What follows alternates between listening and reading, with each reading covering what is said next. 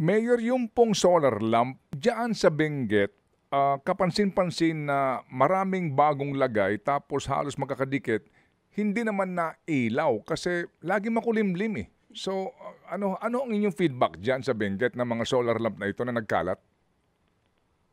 Kami, Sir Ted, nagulat po ako nang binabanggit ko po yan.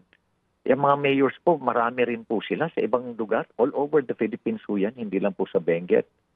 At sabi ko nga, talagang overpriced. Kasi tinanong ko nga ho sa supplier mismo dahil inimbita namin sila sa League of City meeting. Sabi ko nga, i-itemize mo nga sa akin yung bawat poste. Anong poste, anong presyo? Yung base, concrete base, plate, mga gano'n.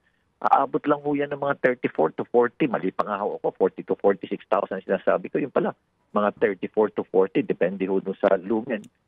Pero nakalagay sa 257. Meron pa nga ho kung pine-verify ko na meron pa raw solar lamp post na umakyat ng 218 sa bill of quantities o yung detailed unit price analysis. Bine-verify ko po yun. Pero nung binanggit ko kay Presidente, galit po si Presidente, nagalit po siya. Patapos, meron no kaming bine-verify ng mga documents na nagulat po kami. Same spot, same area.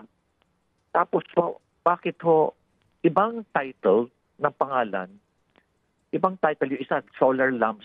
Tapos yung isa, illumination ba yun? Nakalagay. Pero may poste, pero magkaiba yung height ng poste. Pero nung pinuntahan namin, pare-pareho lahat, same spot. Bakit dalawa? Same cost.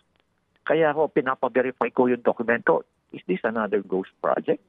Inulit ang isang proyekto? Saan lugar yan, Mayor?